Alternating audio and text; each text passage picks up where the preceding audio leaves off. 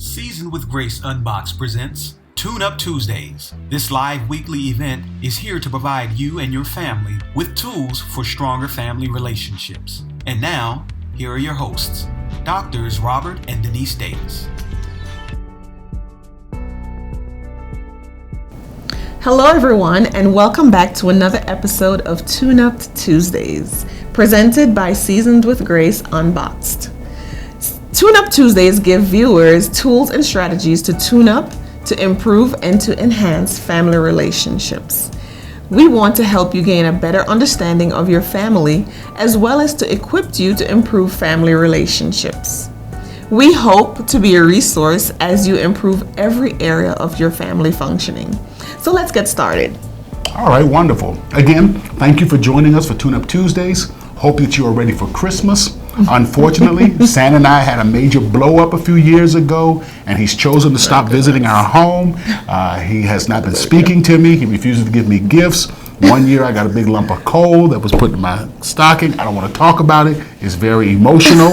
Matter of fact, Santa needs to work on his own emotional reaction. So enough about Santa Claus. I hope he's watching. That seems like a fake laugh. It's like a real fake laugh. So talk about emotional reactions.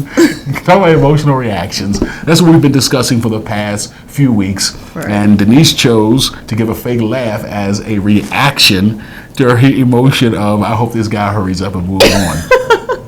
But today's episode is going to be a short one so you can get back to your holiday preparations. Mm-hmm. But for Christmas, we are going to have our fifth and final show exploring emotional reactions. Like I said last week, the reason we spent so much time discussing emotional reaction is because the way we react emotionally has a profound impact on our family's emotional functioning.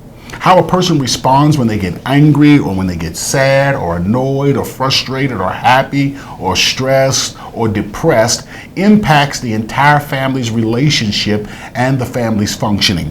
But before we move on any further, Denise, would you be so kind as to recap for us? Sure. So, we have been reading from Murray Bowens, Family Therapy and Clinical Practice, page 436. When it says, when any key member of a family can accurately observe what is going on in their family, as well as the part they play in it, they can control their own emotional reactions. When they can avoid counterattacking when they are provoked, and when they can maintain an active relationship with other key members of their family without withdrawing, emotionally checking out, or becoming silent, the entire system will change in a series of predictable steps. This is the essence of producing change in your family system. This is the method of coaching one person through the predictable functioning of their family system and supervising their efforts to modify their own functioning in all other relationships. So far, we've identified all the key members of our family. Mm-hmm. We've spent time learning to accurately observe what is going on in our family relationships. We've discussed how to observe the part we play in our family's functioning. And of course, we've talked about controlling our emotional reactions. We've had also a ton of homework to do. Last week's assignment was to journal your responses to the following questions. Mm-hmm. Number one, what are 3 of the main emotions you typically experience on any given day? Number 2 was what situation causes you to experience these emotions. Number 3, how do you react when you experience these emotions? And number 4, if your reactions are not productive, what would you want your reactions to be? Okay. So as we close our discussion on controlling our emotional reaction, I would like for us to explore healthy responses when those emotions arise. Mm-hmm. Emotions are not good or bad. Emotions are neutral and necessary. The challenge is how we respond, how we react to these emotions. What we've done so far is become aware of our emotional reactions. Now comes the part of replacing our counterproductive emotional reactions with productive ones. So Robert, last week you talked about how you feel pensive when you fail or experience criticism. Okay. You mentioned that you have a tendency to withdraw and sometimes shut down. I'm quite curious to know what you believe would be a better response when you feel pensive. I recognize there's a place for introspection. I recognize that there's a place for thoughtfulness, deep thoughtfulness, for feeling pensive. Without that feeling, I would probably never slow down long enough to course correct. What's counterproductive is the withdrawing or the cutting off portion, because that has a tendencies to get others caught up in my emotional reaction.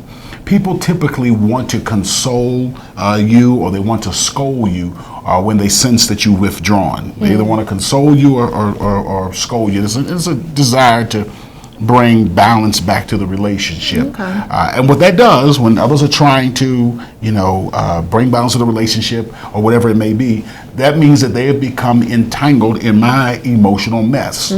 What I would prefer is space to think, space to evaluate, and mentally strategize what I should do. So I need to figure out how I behave, how I respond to accomplish that particular objective. And let me focus on feeling pensive because of criticism.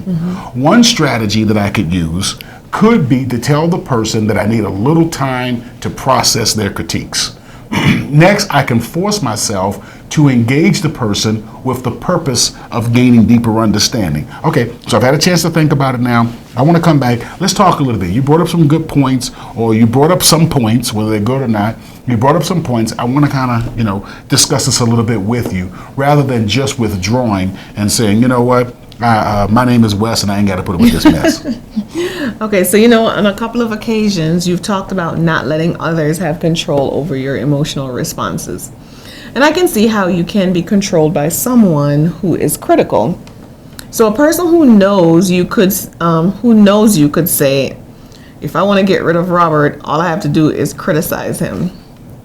So in order to change how your family processes criticism towards you, you need to change how you respond to their criticism. This creates a whole new cycle of how families interact and has a real influence on the family's emotional functioning. Yes, ma'am. If I can make changes in the way I interact, it will have a subsequent impact on the entire family. And you just used the term cycle, and that's very true. If I change the way that I respond, so one of the things we don't want is to become predictable, because predictability ends up forming these cycles. And not just predictability so far, someone being able to say, if I do this, he'll do that. But families kind of fall into these cycles, these ways of functioning that become routine. There's the word I was looking for, that become routine. And so if I can change the part that I'm playing, it changes the entire routine. And so I want you to think about the cycle of abuse. If a person stops hitting family members when they get angry, that will automatically change all subsequent reactions and responses. I really got a lot of insight when I read a book called Family Evaluation. It was written by Michael Kerr and Murray Bowens. On page 284, they say, if one person takes the first step towards being more of an individual, eventually other family members will follow that lead. And they capture something that is so true in my life and the life of many people I know, which is, people get stifled, I'm quoting them again, people get stifled by wanting others to take the lead.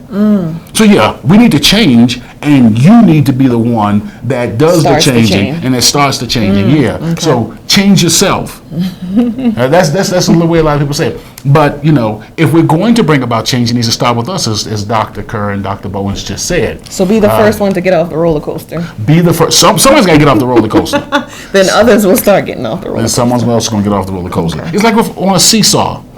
And someone has to say, okay, you know what? I'm going to get off first, and I'm going to hold the seesaw so that you can get off. But as long as we're both sitting here waiting for the other person to get off, we're both just sitting there waiting for the person to get off. Right. I like to say it like this. I heard the way Murray Bowens put it, but I like to say it like this. The change my family needs is for me to change. So let's make another change, Denise. Usually I'm the one that gives the homework assignment, but I would like for you this time to give this week's homework assignment. Okay. All right, so this week's homework is to journal your responses to the following questions. Choose one emotion. How do you typically react when you experience this emotion? What impact does your emotional reaction have on other family members in the family system? What do you want your emotional reactions to be? Wow. Can you read that one more time? Sure. Make sure they got it. Okay, so choose one emotion. How do you typically react when you experience this emotion? What impact does your emotional reaction have on other members of the family system? What do you want your emotional reaction to be? Wow, thank you very much. Ladies and gentlemen, I told you it's going to be a short one today. We're going to be back here next week, New Year's Eve, at 9 p.m. Eastern Standard Time for Tune Up Tuesdays, because even the smoothest running family needs a Tune Up Tuesday. We're going to see you next week. See you next week. Thank you for watching Tune Up Tuesday. You can connect with us on Facebook or check out our website at swg-unboxed.org. That's swg-unboxed.org.